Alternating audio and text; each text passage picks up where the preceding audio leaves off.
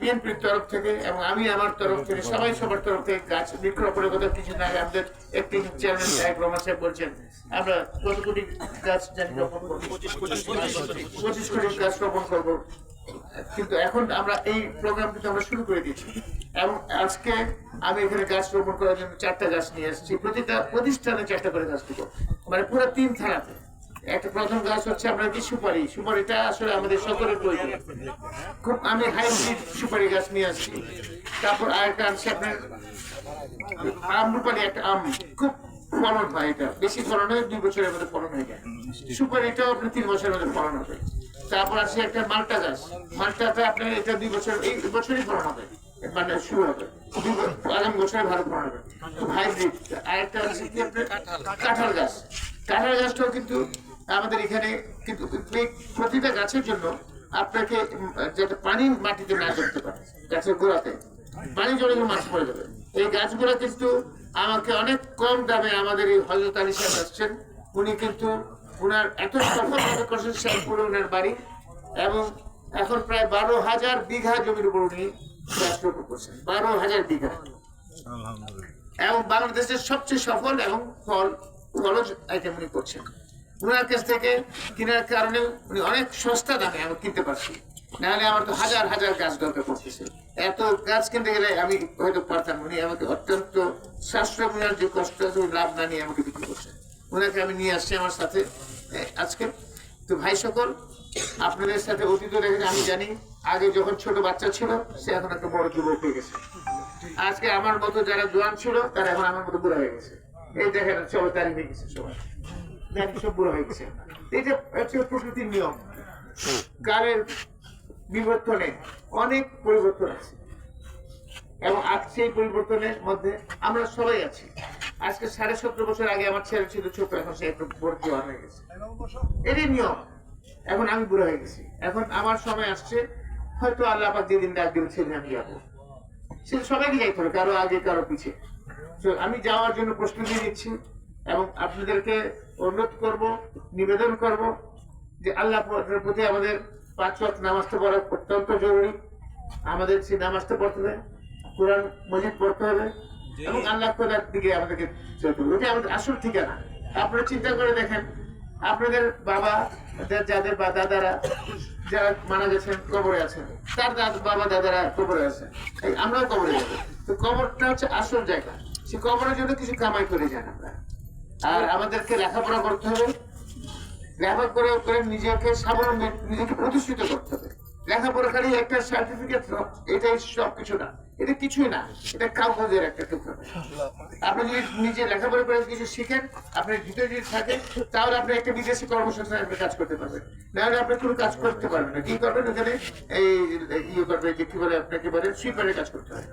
আমাদের বেশিরভাগ যারা সৌদি আরবে, মিডল ইস্টে গেছে বা বিভিন্ন দেশে, তারা অড জব করে। অড জবের অর্থ হচ্ছে যে একটা লেখাপড়া ছাড়া সাধারণ ওয়ার্কার, মানে যেটাকে আপনাকে নিম্ন বেতনের চাকরি করে। অথচ যদি একটু লেখাপড়া করতো, একটু যদি স্কিল হইতো, তাহলে কিন্তু ওখানে পাই $300 বেতন, আর তাহলে কিন্তু পাইতো $1000 বেতন। সেটা কিন্তু অনেক বড় টাকা পেতে পারতো। সেগুলো আপনাদেরকে দক্ষতা ডেভেলপ করতে হবে, স্কিল হইতে হবে, এবং আমাদের কর্মসংস্থানের জন্য আপনাদের নিজেদের ব্যবস্থা করতে হবে। এবং আমার তরফ থেকে ইনশাল্লাহ অতীতে আমার সাধ্য যতটুকু ছিল বিভিন্নভাবে বিভিন্ন প্রকার কর্মসংস্থানের দিকে আমার বড় লক্ষ্য।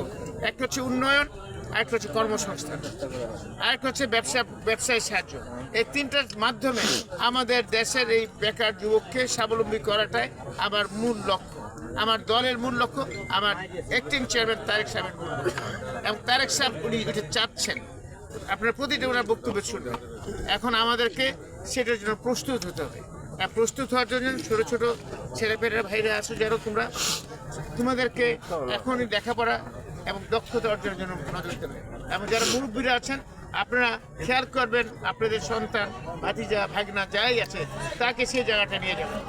আমাদের সেটা না করতে পারলে আমরা আগাতে পারবো, আমাদের স্বাবলম্বী হবে না।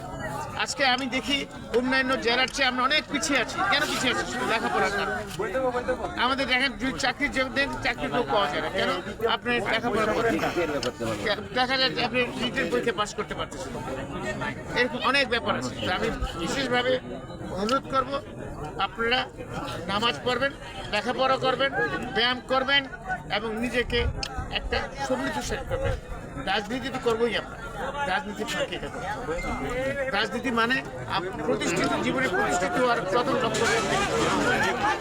ভাই আর বক্তব্য দীর্ঘ করবো না। আল্লাহ হাফেজ, দোয়া করবেন, ভালো থাকবেন। আল্লাহ হাফেজ। বাংলাদেশ জিন্দাবাদ, বাংলাদেশ জাতীয়তাবাদী দল জিন্দাবাদ, জিন্দাবাদ।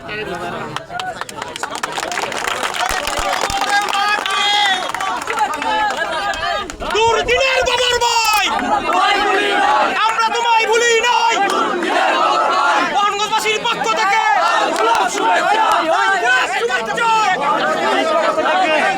গাছ কার কাছে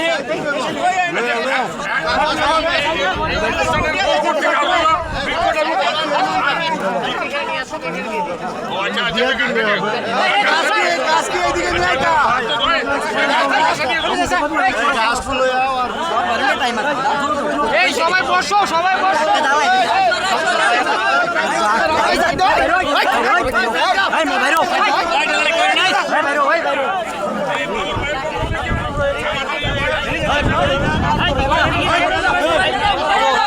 বাবু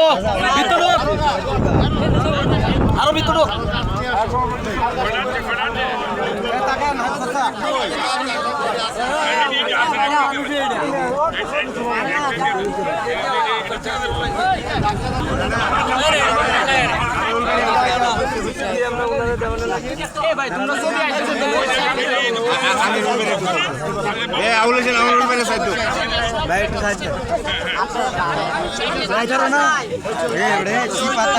দুটা আলো